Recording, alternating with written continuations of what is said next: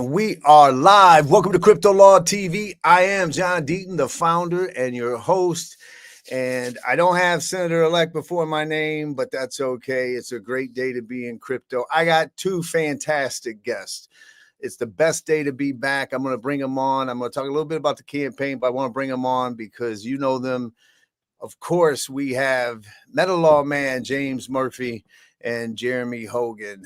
So, listen, the script I know, guys, tells me to make a couple comments about the campaign. Listen, the last time I was on the show, I said, I'm going to go fight where the toughest fight is. I want everybody out there to know that I'm not delusional. I did believe I had a shot, but that shot to win required certain things that needed to happen. The first thing that needed to happen is, unfortunately, in Massachusetts, the primary is September 3rd. And so if you win the primary, that gives you 9 weeks to turn and then move toward the general election. And so for me, I needed to be the only one on the primary ballot, because then we could pressure, including places like the Boston Globe, could pressure Senator Warren to have a debate in July or August and not wait until October 15th. And so when two other people made the ballot, it focuses all your attention on winning the primary. And, you know, when you're trying to raise money, people will say, well, how do I know you'll win the primary? So then they punt, and then you win the primary, and a poll comes out that shows you 20 points down. Doesn't really help for fundraising purposes, but I wouldn't change anything. I got to stand on stage against one of the most entrenched Washington elites. The biggest surprise for me, well, I didn't know that Senator Warren had that much of a commitment to not tell the truth. I mean, I was flabbergasted. As you know, I write about my book that I got arrested, and she's up there, and they prosecuted. Everybody knows the case was dismissed. I was shown to be actually the person who wasn't the aggressor and all that. But listen, enough of that. It was fun. I enjoyed it. We took her, as far as I'm concerned, this was the woman who said Bitcoin and crypto should be banned. And she stood on that stage and said, I don't have any problem with anybody buying and selling crypto. So you got to take your victories where they are. But I'll open it up to you guys. Any comments or criticisms or suggestions? I guess I'll go. John, thanks for having me on. Welcome back to CryptoLaw. You left as a legend, and you're coming back as even a bigger legend, way beyond the crypto community. And my hat's off to you, man. You started with name recognition of maybe 500 people in the entire state of Massachusetts, and ended up with over 40.4% of the vote, which is staggering, in as much as there are 8.3% Republicans registered to vote in Massachusetts. It was incredible. You did exactly what you said you would do. You would outwork everybody. And that's how you managed going from 0 to over 40% in the deepest blue state in the country. I did the math this morning. You got 110,000 votes from Kamala Harris voters. So that tells the people of Massachusetts something. They're dealing with a very, very different kind of Republican in John Deaton. I know you're just kind of getting over the whole experience, but as far as I'm concerned, you know, I'm ready to back you for whatever the next one is. I got to meet so many wonderful, wonderful people who came up to me. They would hug me because you weren't around to hug and say, I've been a lifelong Democrat. I learned John's story, and this was the easiest decision of my life to switch over and vote for John. So, man, congratulations. You made us all proud in not just the crypto community, but the pro-freedom community. You were fighting for all of us. And at your own expense, you know, you threw in $1 million or more into your own campaign. Crazy. You're a crazy man, but you fought for us. And I'm just incredibly grateful. Well, thank you. Thank you. I appreciate it. Jeremy, any thoughts before we turn to the Ripple case? You know, when I was watching you kick ass in those debates, I was kind of like, it's kind of like you're the hometown guy that's gone to New York and you're killing it in New York. That was the feeling I got. I was so impressed that this is my screensaver now. You've supplanted my children. So anyway, Oh, congratulations. We are all very proud of you, and you did an excellent job. So welcome well, back. well, listen, I appreciate it. And it's back to doing what we do, and at CryptoLaw, that is providing content to folks out there on an important technology as we move forward. But we're still a little caught in the past. I mean, this is a great day. Listen, obviously I disclosed that my net worth is 80+% tied up in crypto. Obviously I'm in a good mood today when you but Sure. but we're a little trapped, right? We got all this positive energy that has taken place, the thought of Gary Gensler resigning that we'll get to. But at the same time, we're still caught in this trap because we have this appeal moving forward. So let's talk about that real quick, which is the actual appeal. And Jeremy, let's start with you. This Form C that was filed. Can you just educate us real quick on what that really is? Sure. Actually, in this case, is the first time it's ever crossed my path because it's apparently something very specific to the second DCA being the appellate court that has jurisdiction over the New York court where the SEC Ripple case is. And, the more I do this, the more I realize that the federal government really loves to keep tabs on things. They like numbers and to be able to measure things. And so I think part of Form C is really just to kind of keep track on what kind of appeals are going up. But importantly for us, it requires the appellants or whoever's appealing the issue to disclose to the court, like, hey, this is what happened in our case, this is what the ruling was, and these are the issues that we're appealing. So importantly for us, we got to kind of see with the Form Cs what the SEC is appealing, and then we got to see what Ripple is appealing. So we were able to learn a couple tidbits from exactly what was put in the Form C. All right, and either one of you, can you tell us what the SEC is specifically appealing? Yeah, so the SEC is they're appealing, of course, the programmatic sales ruling. I think that's the big one. Oh, here's my tweet on it. So hey, this is good, so I could refresh my recollection here.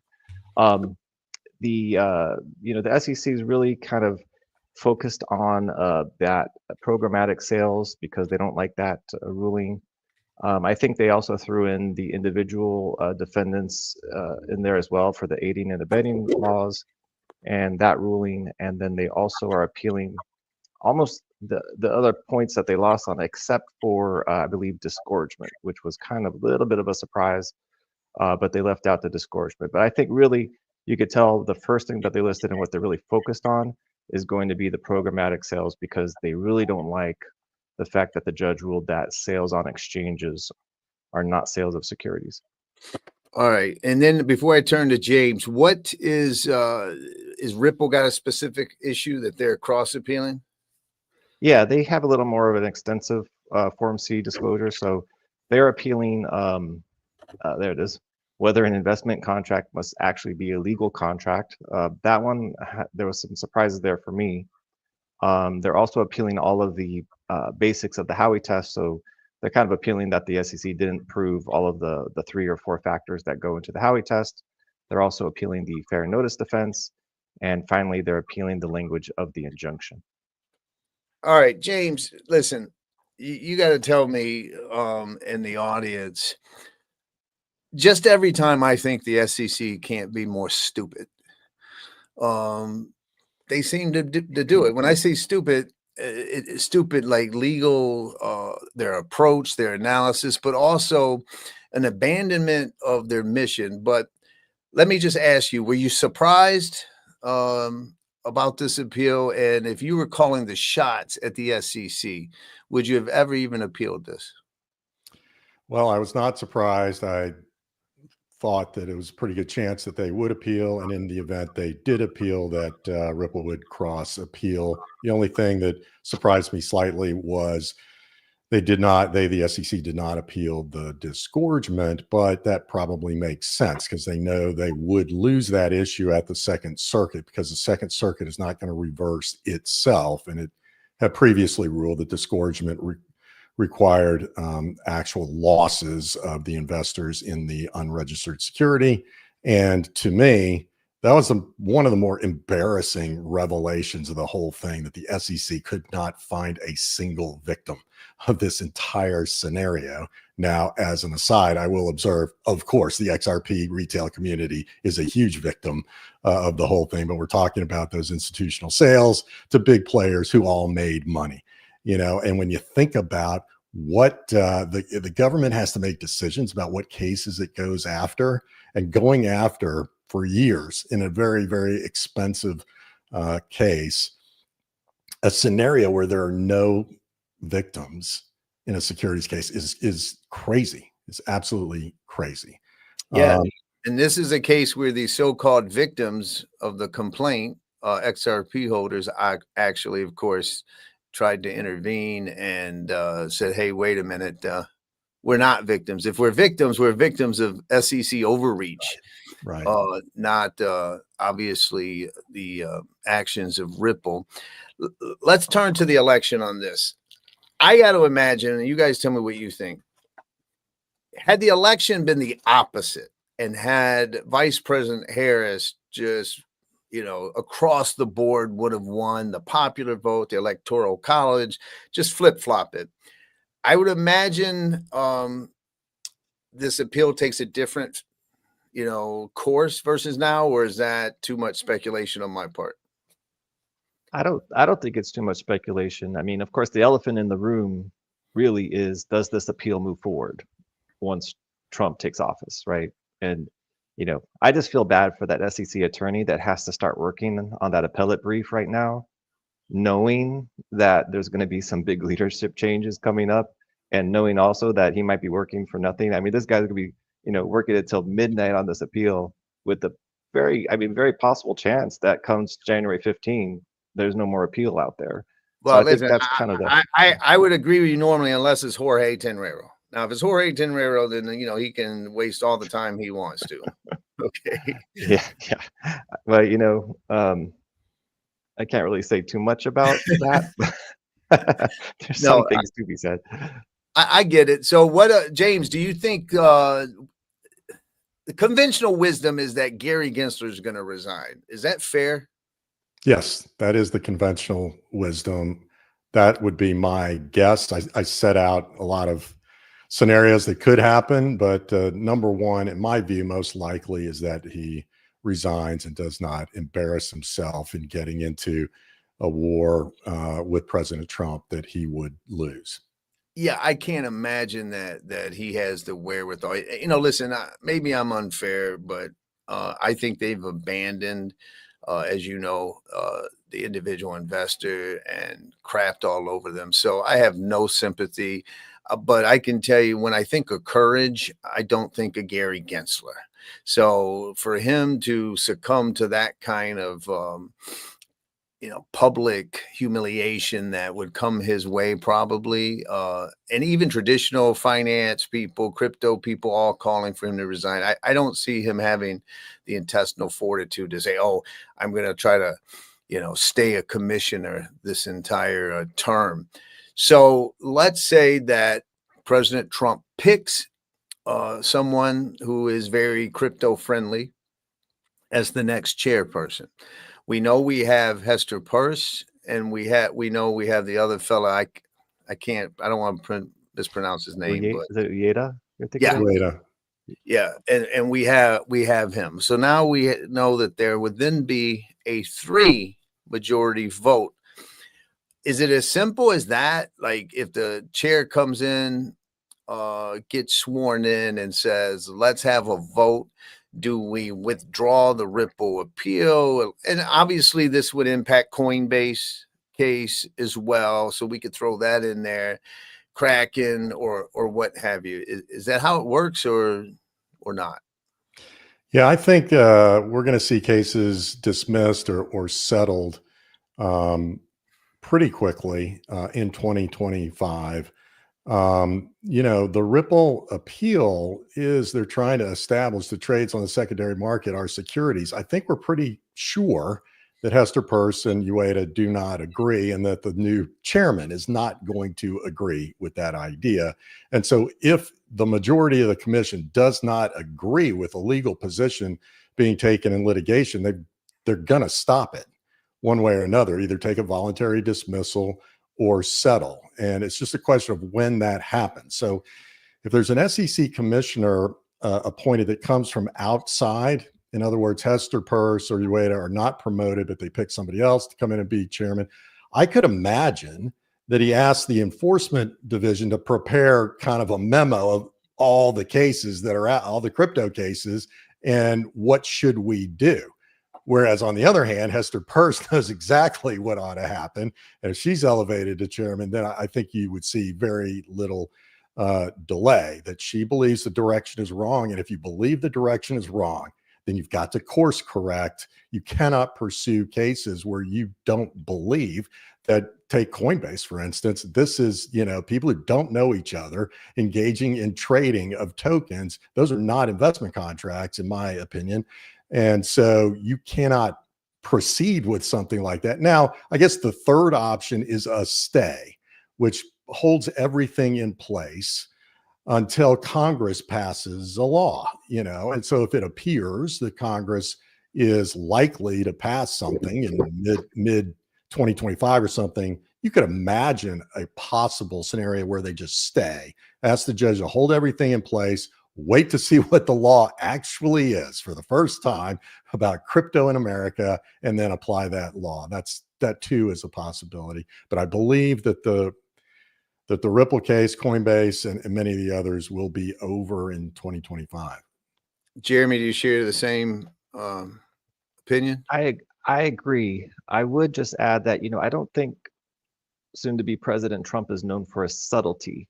So I think it's going to be someone from outside of the current commissioners. I think he's going to bring someone in. He's going to have a meeting with that guy. He says, this is what I want. I want these cases gone. I don't want any more crypto actions unless maybe there's fraud of some sort.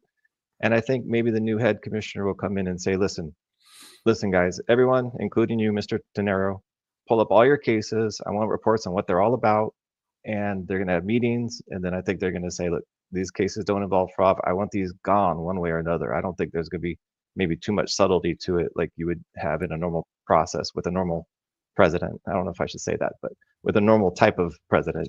So I just think the thing is timing. So I think people need to be patient because apparently there's about 200 crypto related, maybe not enforcement actions, but 200 crypto related issues going on with the SEC right now. So it's going to take some time to kind of sift through those. And then, it's not like you just go to Ripple and say, hey, Ripple, we're going to do this and that. We want this is going to take some negotiating because there's still some things that have to happen. Even to dismiss an appeal, you still need to file a motion to dismiss with the appellate court. And you're going to have Ripple sign off on it. So who knows? Ripple might say, no, we don't want to just dismiss these appeals. We want some of these issues taken care of before we dismiss. So there's still some things that are going to have to happen. So I think it can all be done before summer of next year, but I don't know how long that's going to take. The government moves slow. Listen, the reason why I thought, you guys correct me if you're wrong, if you disagree, I thought Judge Torres made this case, this specific Ripple case, so fact specific that the SEC would be able to continue their argument. For example, as you guys know, she never did apply all of the Howey factors. She went with factor number 3, which is 2 factors. So some people say 4-factor test instead of 3. But she said, look, cited the XRP affidavits and whatnot, said you don't meet prong 3. Therefore, there's no need for me to go to the first prong or the second prong of common enterprise. And I know that I was someone who thought that the common enterprise argument was even a weaker argument by the SEC. So my position had always been that even if the SEC won this appeal, they would just remand it to Judge Torres, who then could say, okay, I apply factor 2. You didn't establish a common enterprise. Therefore, Ripple wins. and these aren't investment contracts, and we could go back up. And so I thought that's why I found this case to kind of be foolish when she did her ruling on the interlocutory issue. She just made so fact specific. I thought it was bulletproof. But any thoughts on that? Yeah, that's right. I mean, there would be more work to do for sure if it got remanded. And you've been saying that forever. I should also hasten to add, you also predicted exactly what the Torres ruling was going to be. I think maybe Jeremy did as well. You also predicted like 3 or 4 years ago that there would be legislation in 2025. So you're the Nostradamus of crypto law. So I should do more listening and less talking. I learned that as a child. But yeah, I think you're right. Fortunately, I think it's highly unlikely any of that's going to happen. I think this case is going to conclude. And the real question is the SEC going to get that $125 million that's in escrow? Or is there going to be a negotiation about getting some of that back? I don't know. But it's a pretty high stakes question. And Well, yeah, go ahead. I was just going to say, sorry to interrupt you, Jay, but if you filed the case on behalf of XRP holders, how about you give it to them? Yeah, they're the so-called victims, right? Where you filed this case to protect me from myself and everybody else out there. So if anyone's going to get it, it should be individual retail holders who actually, got damaged by the SEC's overreach. But we know that that's probably unlikely. Yeah, go ahead, Jeremy. Not gonna happen. Actually, there's another case out there, and I don't want to mention the name of it, but there was an enforcement action. There was disgorgement. The holders of the token saw almost nothing. Almost nothing. It was, I know exactly how much they collected. Things went to the accountants, money went to the tax preparers, money went to the this and that, and what was left was pennies on the dollar for the token holders. So even if that were to happen, I wouldn't, hold anyone's breath. Well, James, what do you expect? So give the audience what you think happens moving forward. And then Jeremy's same thing, whether you agree with James or not. My guess is that Gary Gensler will resign this month and give Trump the runway to figure out who he's going to appoint as the chairman of the SEC.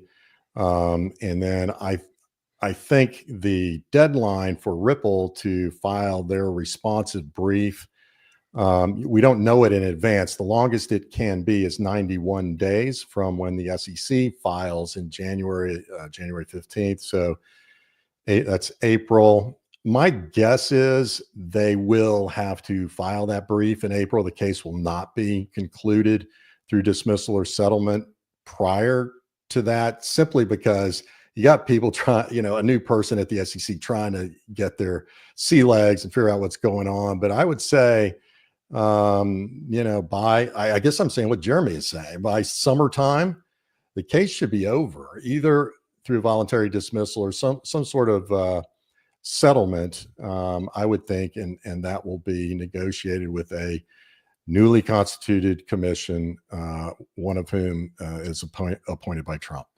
Jeremy, let me ask you this. I think it was James who brought it up, but I'm sitting here and I'm putting myself in the shoes of Stuart Alderodi, having known that I've written checks, same as Brad Garlinghouse, obviously, over $100 million in legal fees.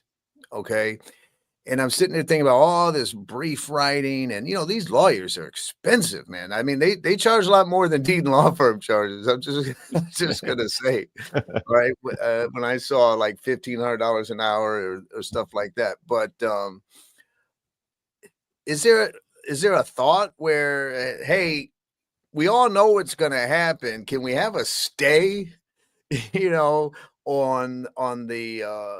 On the pleadings and all of that, just when you think about the millions and millions of dollars in legal expenses, because it sounds like when James was saying that, it just hit me like they're going to do all this work, and they better not make XRP holders file a damn brief, because if I got to write a Yeah. brief, I'm going to Right. be upset. And I did file a notice in the case, but Yeah, I saw that. Yeah. but then all of a sudden, then it goes away, which is a good thing for it to go away. But is that just fantasy on my part?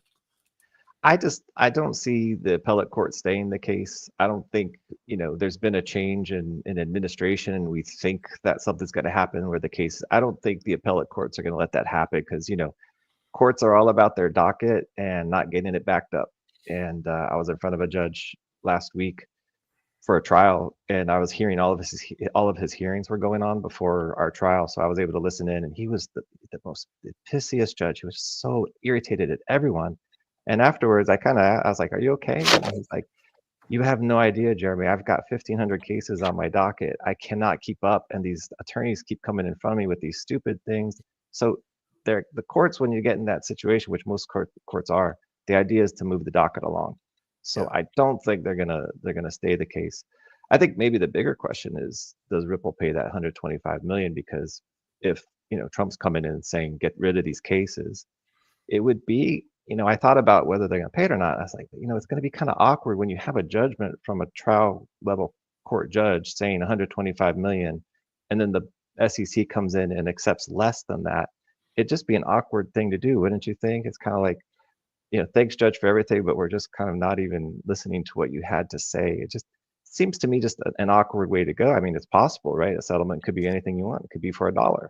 Well, sure. I mean, James, do you think there's a shot of Ripple saying and the SEC cutting that in half or something like that and saying, let's just settle and walk away for the 75 million? Well, it's possible because Ripple has a little bit of leverage. That cross appeal is questioning whether those sales of XRP to institutions constituted investment contracts. I think I'm in a very small minority in that I believe that that is a well-founded argument. Even though there is a contract, I liken it to the Howie business selling oranges to wholesalers at a discount to the retail price. And those wholesalers who purchase the oranges are not investing in Howie. They're making their money by reselling the oranges, and therefore it's not an investment contract.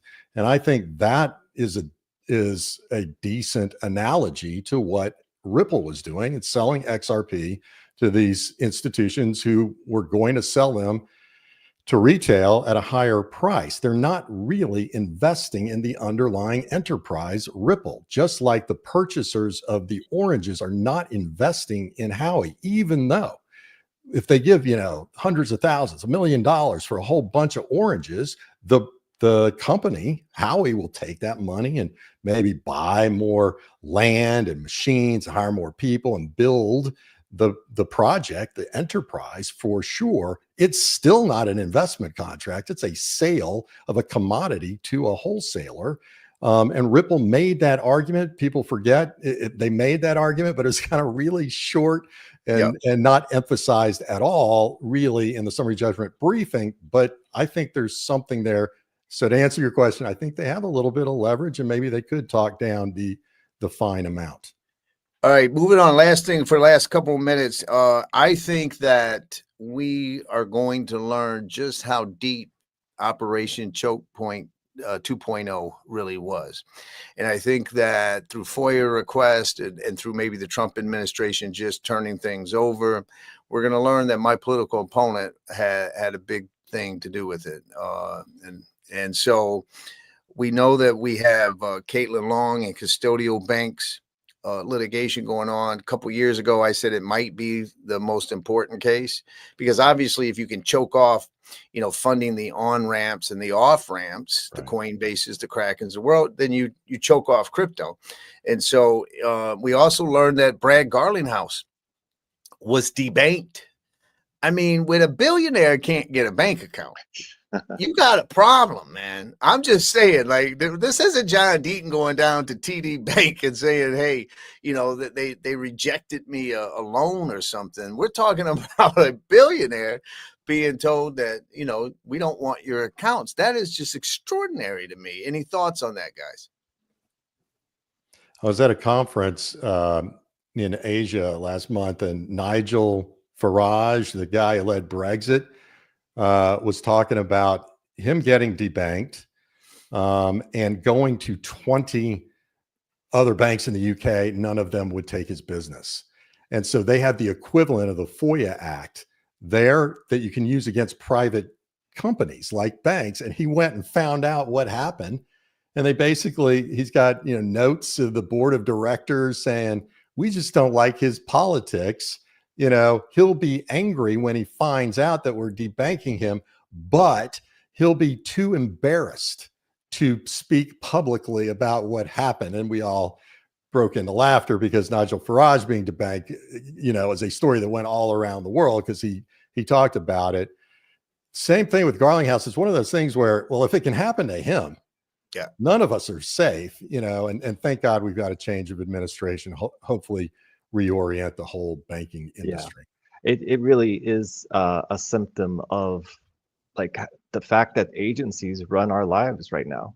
And these agencies can put the full weight of the federal government on Bank of America. I mean, when the SEC or when the FDIC comes to you and says, hey, we strongly suggest, and these are the people that hold your license in their hand, that can pull away your license to do business. We strongly suggest you stay away from crypto companies. It's the same thing as, and that wasn't the way it used to be, right? It used to be that that wasn't possible. But, you know, I've had crypto clients now that, you know, what's the first thing you do when you open a company? You open a company, you get an EIN number, you open a bank account. You have to. And Right. they literally could not get a bank account, or else actually they got a bank account, then the bank came back to them like a week later and said, sorry, we can't take your business. So You know, it's really, you know, a symptom of kind of what you would call the deep state. This is what it is. It's people using the weight of the federal government to get things that they want done for political purposes, and it needs to stop. no, 100%. And listen, I'm going to wrap up now. I do have a concern, you know, and the concern is there's a lot of misperception. CryptoLaw and John Deaton, when I founded CryptoLaw, I have never been arguing for no regulations. I've actually been the opposite, right? I've been arguing it, and I know you guys have as well, that what we need is smart, tailored regulations that protect consumers, protect end users from fraud, obviously, pump and dumps, any of those kind of scams, but then also fosters innovation. So, what legislation would you guys like to see, or do you think is going to happen? Conventional wisdom is that we'll see a stable coin legislation first. I certainly would want to see legislation that mandates segregation of customer funds from, you know, centralized authorities. You know, my Coinbase account, my funds are my funds, should never be commingled with other funds. Any other thoughts on legislation as we move forward? And we'll wrap it up there. Yeah, well, that Fit 21 is out there. I think the SAB thing will pass again in some form, and this time be signed by Trump, unless the SEC withdraws that guidance first, which would be the smarter thing to do. Fit 21 is really comprehensive. That's a really long bill. It establishes the market structure and how exchanges work and who they register with. But my hope is that the legislation steers as clear as possible away from the SEC. As far as I'm concerned, no token should be determined to be a security unless that token represents an ownership interest in the underlying enterprise or a right to receive dividends from the underlying enterprise. If there's no ownership associated with a token, it should not be a security. It's a commodity and should be treated that way under the law. My concern about Fit 21 is that it was trying to make a distinction between security and commodity based on a concept called degree of decentralization. And we all know where that traces to. I disagree with that idea strongly because it's prone to manipulation, and it's vague. Gee, I thought my program was fully decentralized. Now I'm being sued by the SEC. That's exactly what we don't want. So I want a bright line rule that says if a token does not represent a ownership interest in the project or a right to dividends from the project, it is not a security. Jeremy, any final thoughts? Yeah, I think David Schwartz on X was kind of talking about the same idea. Just think how easy this would be. The law right now says the sale of an investment contract could be a security. All you really need to do is the sale of an investment contract which meets the legal standards of a legal contract or something to that effect. It seems kind of redundant, but that one change brings in all the things that we're talking about, which you have to have consideration, you have to have an interest moving forward in the business. All those types of things would be fixed. So I thought that was an interesting proposal because it would be so simple to do. Does the U.S. government buy Bitcoin and place it as a Treasury Reserve asset? My guess is yes. Yeah. Well, listen, guys, it's a pleasure to be with you on the show. We got Bitcoin at 89,600, XRP at 74 cents. It's a good day for some of us who might be a little overweighted in our personal allocation. But anyways, it's always an honor to be with you guys. A pleasure. I'll see you on the road soon. And God bless you both. Thanks for having me on, brother. See you next week, everybody. Have a good one.